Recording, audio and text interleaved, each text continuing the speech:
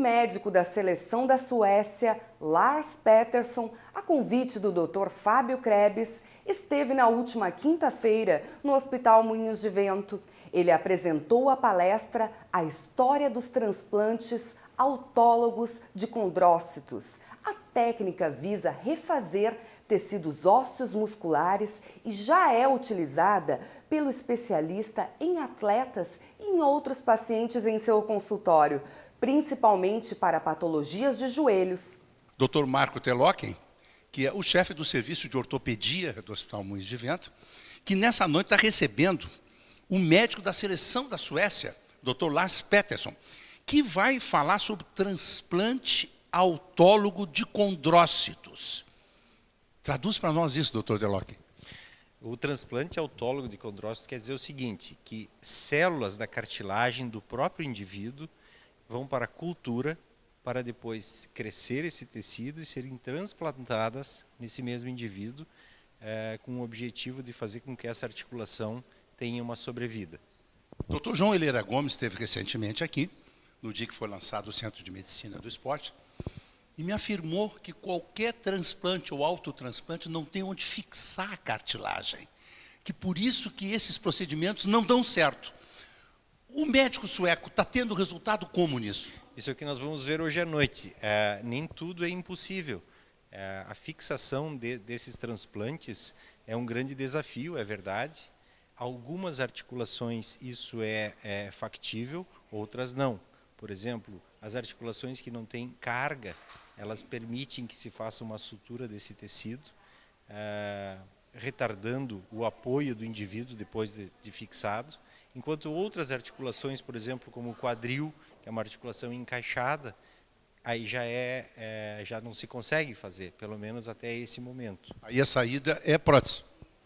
Dependendo da faixa etária, tem muitos outros procedimentos que podem ser feitos quando a artrose, o desgaste é inicial e são de causas mecânicas. Essas causas mecânicas hoje podem ser corrigidas por cirurgias menos invasivas, como a videoartroscopia, principalmente no quadril, que é uma coisa relativamente nova, dos últimos 15 anos, e 15 anos em medicina é considerado novo, mas ainda tem todo esse desafio dos transplantes de terem um lugar também para qualquer articulação. Vamos falar sobre prótese. Prótese de quadril, prótese de joelho para quem tem artrose. Existe uma corrente que diz que dura 10 anos, depois disso tem que substituir a prótese. E aí é uma situação mais complicada, que é uma cirurgia mais delicada, enfim. Dura só 10 anos mesmo? Isso realmente se tornou um mito. Na verdade, o uso de qualquer implante, ele está na dependência de como o indivíduo vai usar. Então existe toda uma coisa assim, depois da prótese você pode fazer isso, aquilo, jogar bola. Não, não é verdade. Isso não é inteligente da pessoa que coloca uma prótese querer fazer tudo o que não fez no passado. Às vezes não tem nem condições físicas de fazer uma atividade física. Entendi. E quer fazer alguma coisa com a prótese. Bom, daí a prótese não vai durar. Mal comparando, é como o pneu de um automóvel. Ele pode durar muitos quilômetros, agora se você entrar nas curvas a mais de 100 quilômetros, ele vai gastar antes. Então a prótese não tem 10 anos, ela pode durar 20, 30, 35, como já tem casos em registros de países que têm essa estatística. Muito bem. Então vamos ver a experiência do Dr. Lars Peterson, médico da seleção da Suécia. Diz que usa isso em jogadores, em atletas, essa técnica dele? Vamos desafiá-lo, vamos ver. Uma alegria revê-lo. Obrigado igualmente, boa noite. Dr.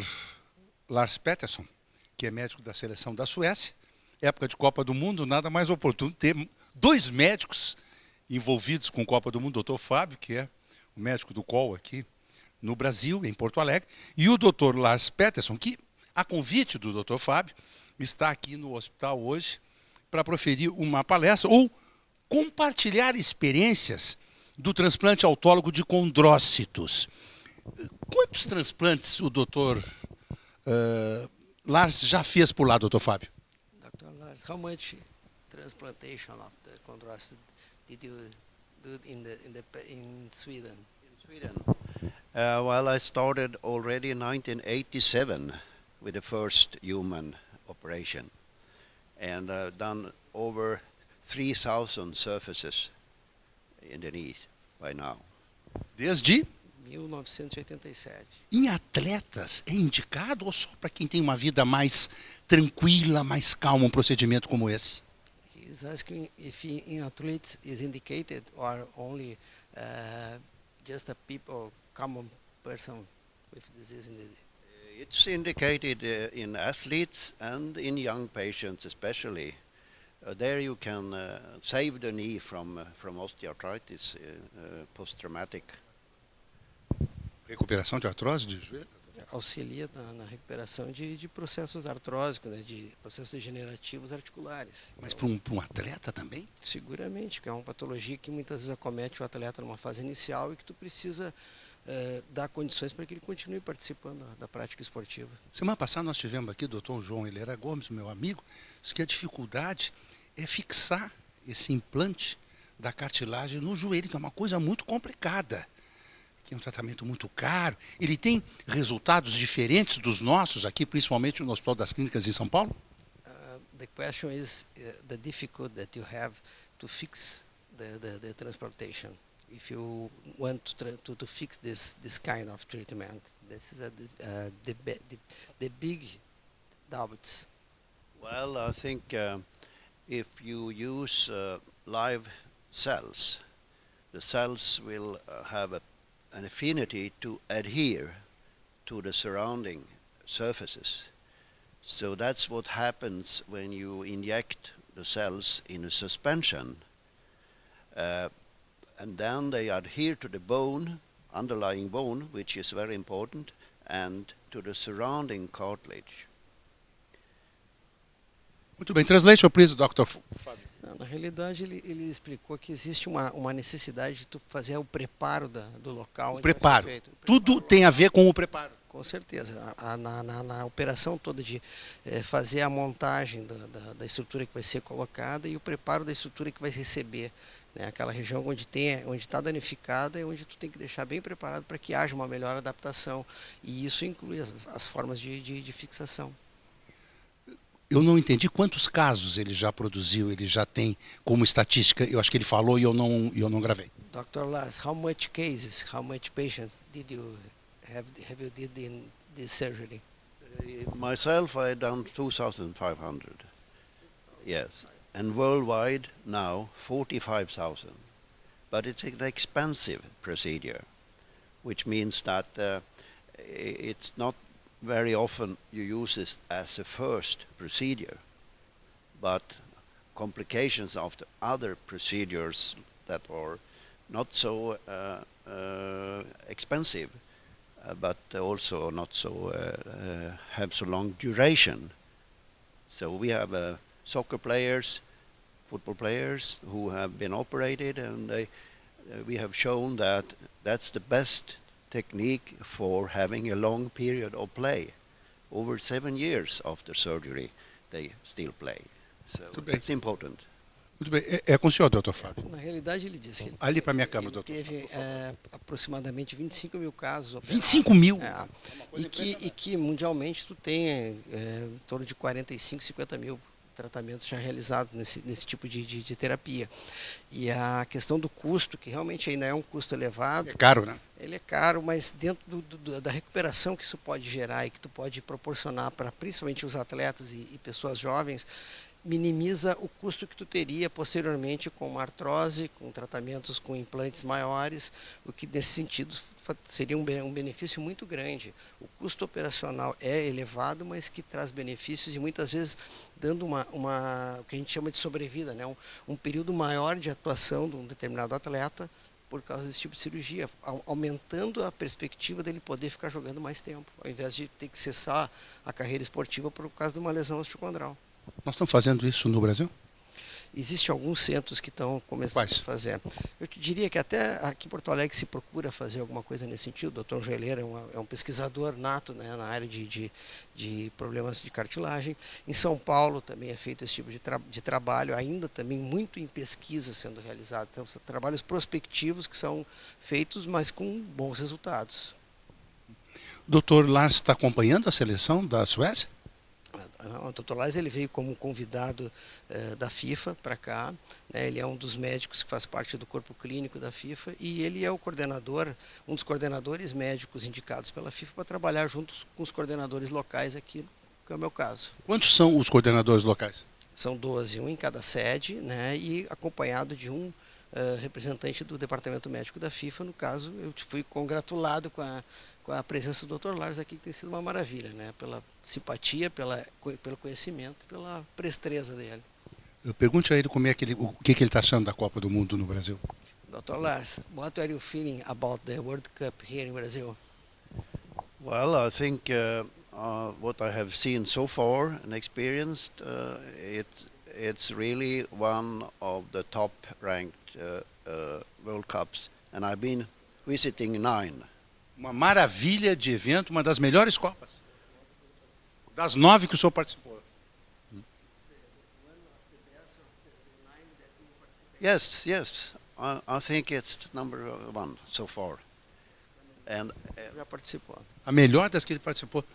Realmente, eu estou achando um sucesso a Copa no Brasil. Pena seleções importantes como Espanha, como Portugal, como a Inglaterra, Itália estarem desclassificadas. Não sei se desqualifica a própria competição ou não, se novas seleções, novos talentos surgem. Não sei o que o Dr. Fábio, que é muito ligado a futebol, acha disso.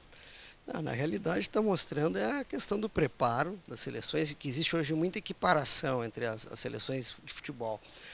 Com a evolução de treinamentos, a evolução de tratamentos e de recuperação de atletas, isso ocorreu de uma forma uniforme em todo o mundo.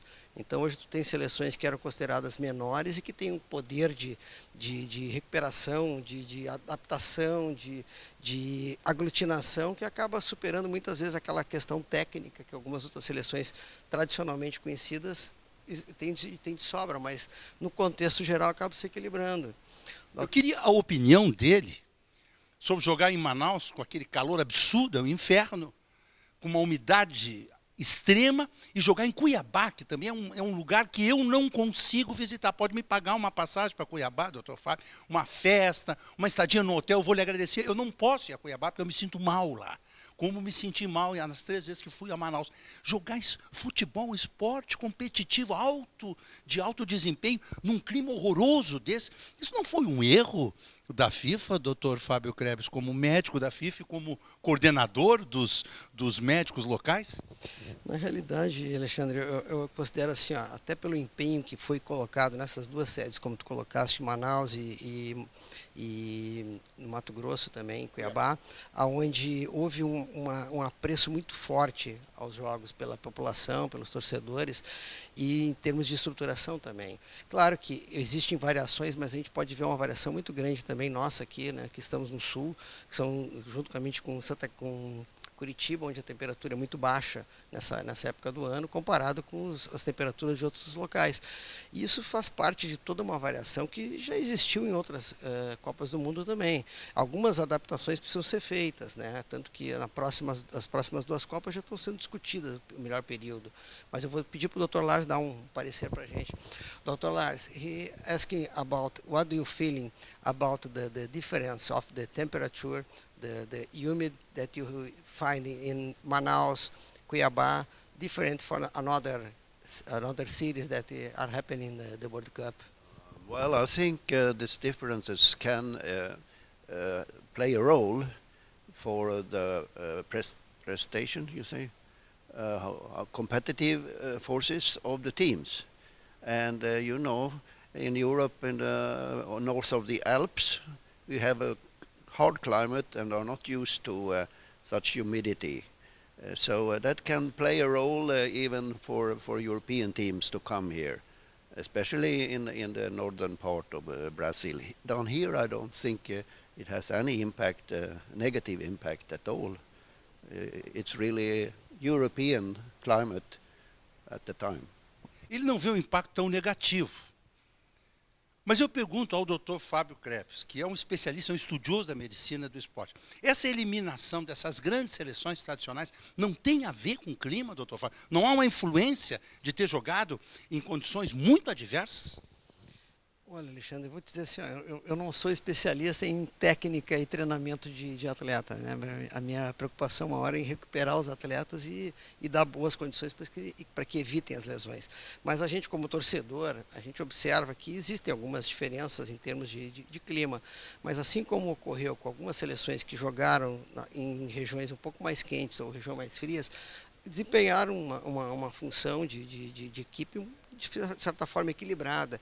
Eu acho que o que aconteceu realmente e está acontecendo é uma diferença de treinamento, de preparação, de qualidade, né, que isso faz a diferença na hora do jogo. Hoje existe muita equiparação, como eu te falei, e algumas situações onde a inteligência do jogador e a compreensão dele com o treinador faz com que haja uma equiparação com a técnica. Muito bem. Um bom encontro com o Dr. Lars Peterson. Sucesso, uma alegria revê-lo. Muito problema com a Copa do Mundo, muita lesão, sendo muito chamado, doutor Fábio, está tudo tranquilo? Nós conseguimos montar aqui no Rio Grande do Sul uma equipe de apoio à saúde que tem sido muito competente. A gente tem recebido elogios através do próprio Dr. Lars e da própria FIFA, da Comissão Médica da FIFA, que está presente aqui no Brasil, que está observando todos os jogos, que o nosso trabalho tem sido uma espécie de modelo para vários atendimentos. Então, felizmente, a gente está conseguindo fazer a resolução de praticamente todos os casos sem problemas maiores. Isso aí, eu não tinha dúvida. Nossa medicina do Rio Grande do Sul é realmente fantástica. Dr. Lars Peterson, thank you very much. Well, thank you. It's been a pleasure. Querido, uma alegria te ver, Fábio. Obrigado. Vamos devolvendo para o nosso estúdio aí para você, Fernanda.